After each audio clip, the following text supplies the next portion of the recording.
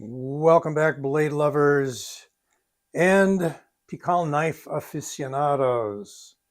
This old sword is with you once again, and once again, another Pikal oriented knife. I don't know if that is even a term, Pikal oriented.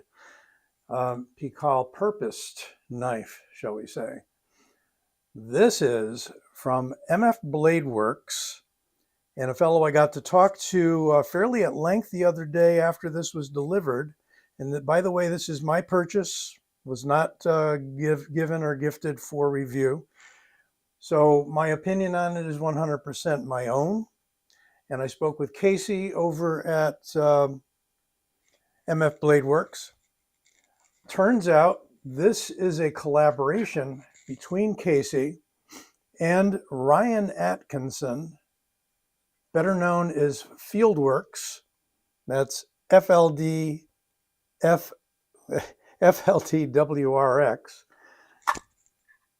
kind of an acronym and a name. And there it is, the Vandal. And there is the MF Bladeworks moniker, the two knives with kind of a triangle next to them. Very interesting.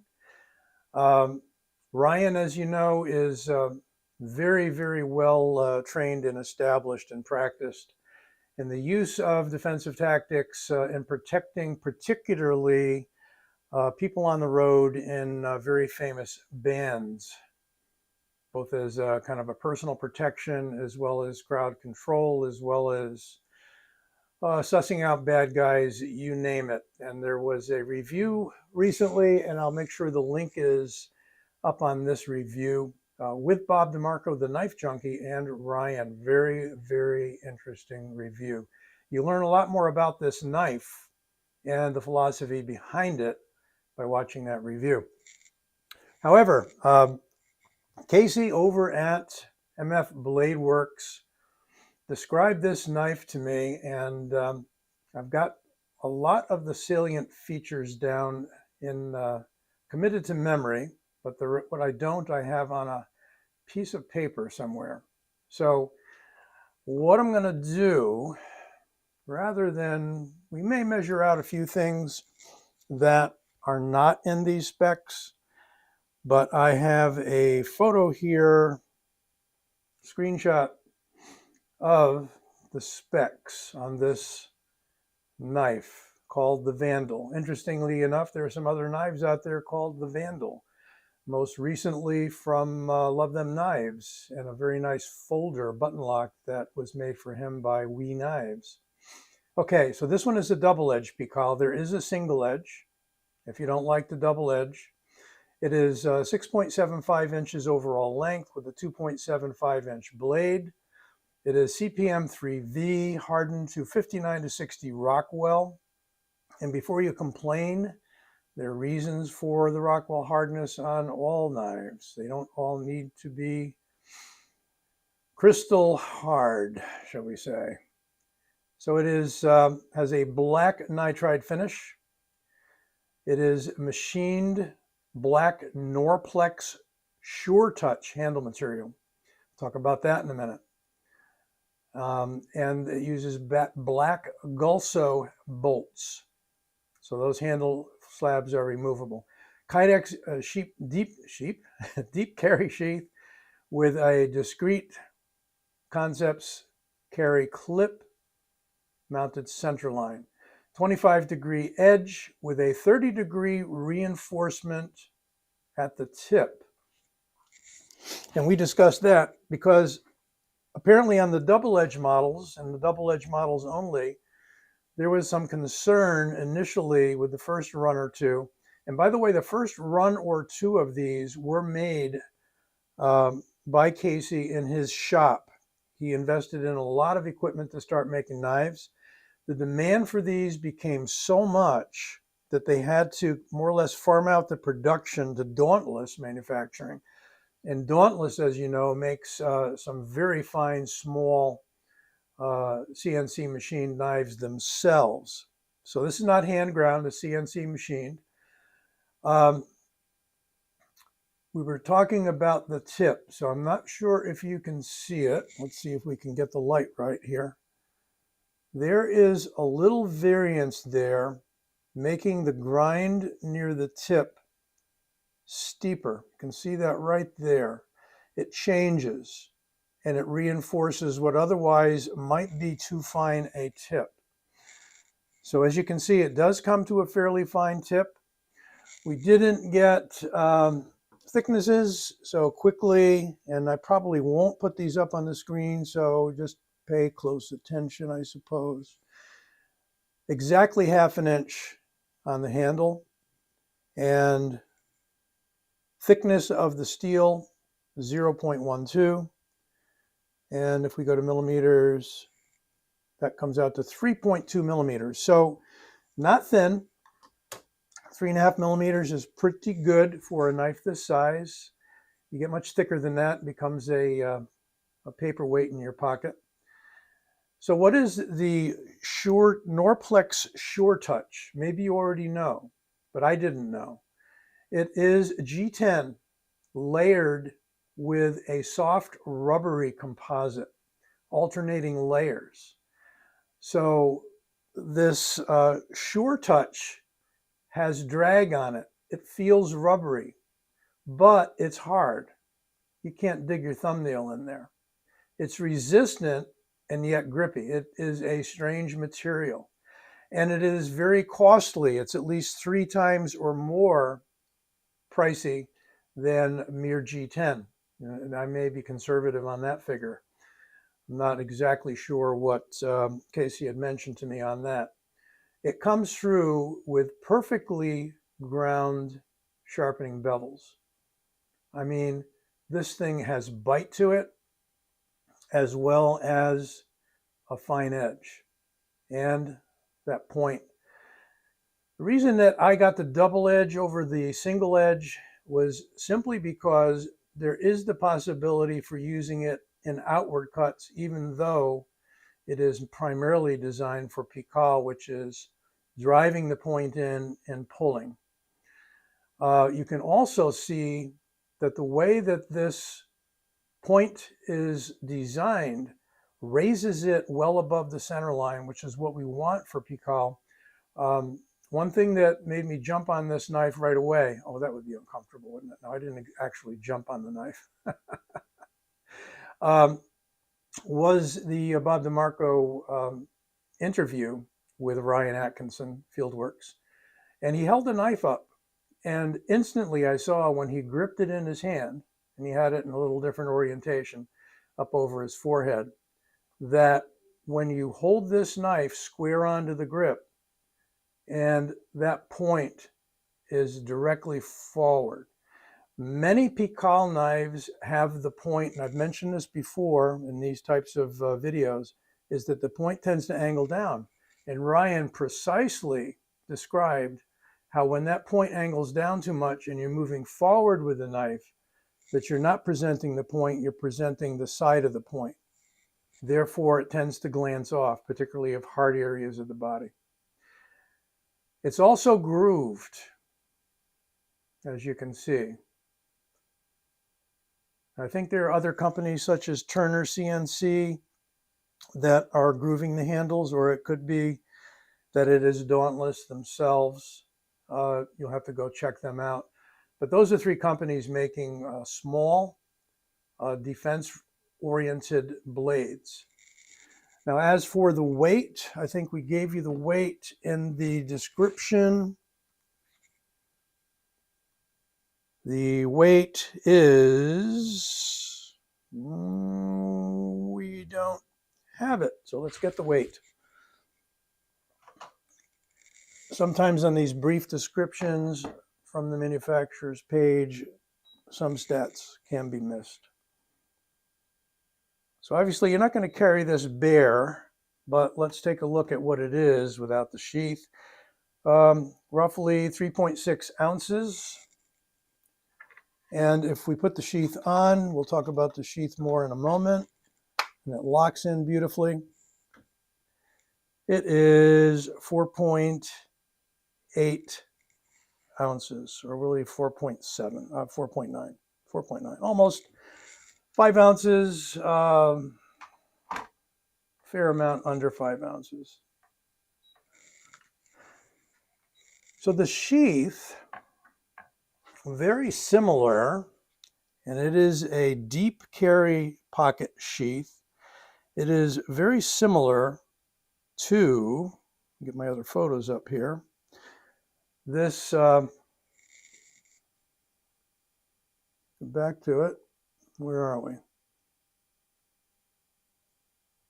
Okay, there's Dauntless, okay, and Dauntless is where this is being manufactured, and you see they have a sheath very similar, if not identical, also with a discrete carry concepts clip. The nice thing about this sheath is that it buries the knife in there, but gives you plenty to hold on to, particularly with this Norplex material. So comes right out, and the sheath is ambidextrous. So it doesn't matter which way you put the blade in. It locks in, and no side to side rattle, ever so slightly an amount of play this way, but you're going to get that in a sheath that's got a large tunnel here that is designed to be ambidextrous. There is your relatively short DCC clip. I have to tell you that I was a little suspicious at first as to whether the knife, because it's in pretty snug, would withdraw with this in my pocket with a clip on, and it certainly does. These DCC clips, as you can see, the way they're constructed with that kind of finger grabber there, that holds onto the pocket. And you actually have a little difficulty removing the sheath from your pocket when you want to, but that's a good thing.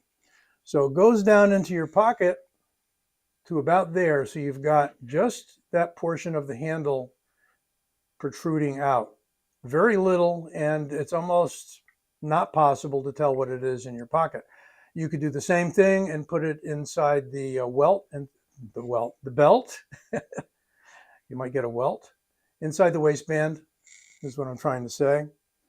Here we have lots of small grommets, lots of very teeny grommets here, because they shave down the amount of material here, cognizant of the fact that these sheaths can get a little bit too wide sometimes when too much material is left. So even though it's ambidextrous, you've got just enough here to hold it together, and it is clamshell together, not taco shell.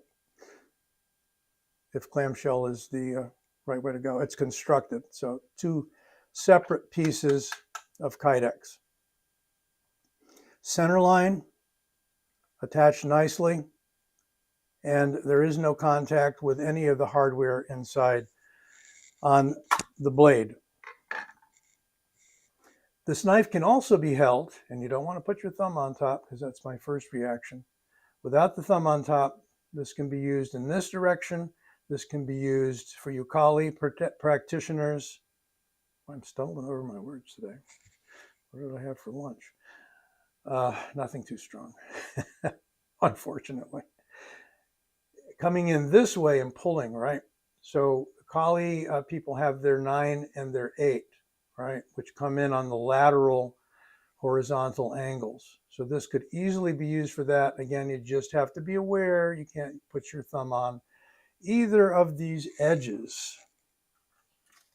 Speaking of which, I have a pre-perforated paper here. This is sharp, obviously, on both edges. If I can demo that for you. And it has no problems whatsoever piercing. And as I think Tim Kell said recently, don't judge a knife on how it cuts paper, judge it on how it cuts flesh. And he demoed that in a recent review that he did. So here is the Vandal from MF Bladeworks. And what else have we got here in the way of Pikal knives? Well, here's a recently acquired Elvia from Copus Designs. Much narrower in the handle.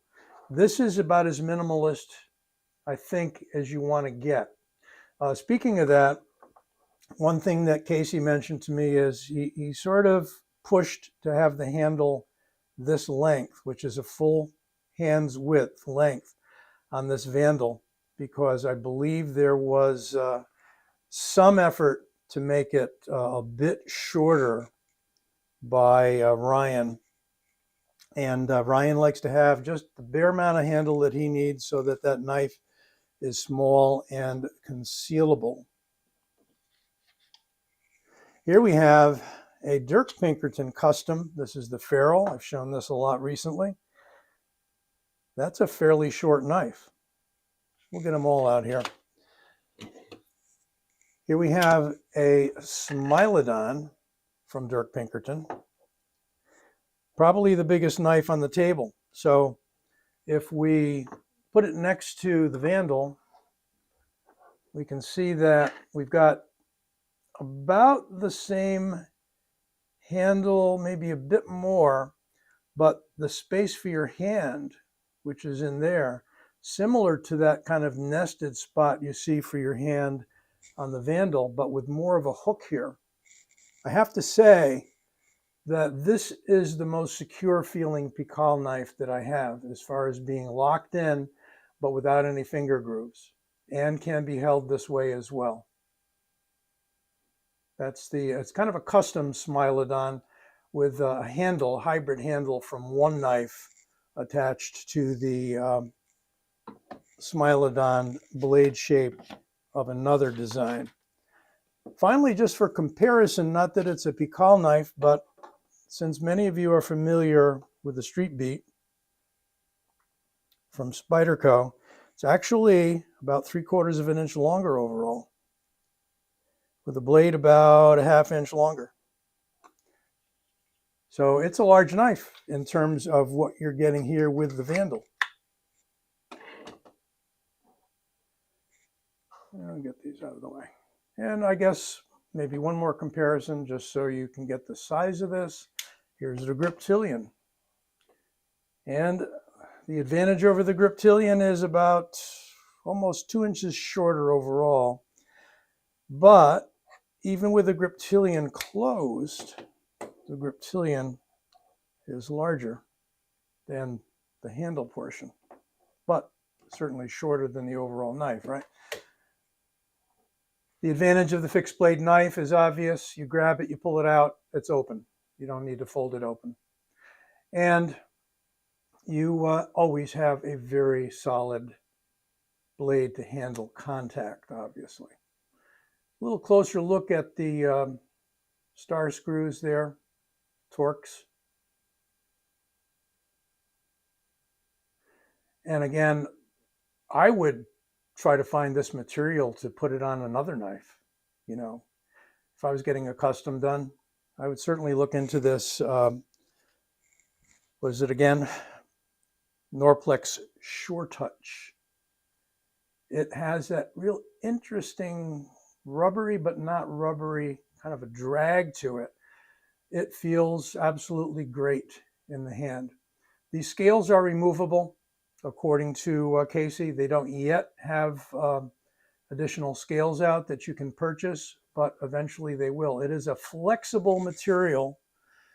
And I did notice, and this is not anything to knock them on, that you have a very slight gap at the end. I asked him about it. He said the material is quite flexible, not like a piece of bamboo, but it will flex because of the rubber layer in there. But it is bolted down securely here. Certainly, you know, there is no issue at all on the pommel with that separating. But you may see that should you pick one of these up, and it is nothing to be concerned about. There you have it. The MF Bladeworks, collaboration with FieldWorks. Vandal, Pikal specialty knife, special purpose. You probably, the original was a fruit knife concept by Ed Calderon and Ed Calderon's mother, etc. You've heard the story.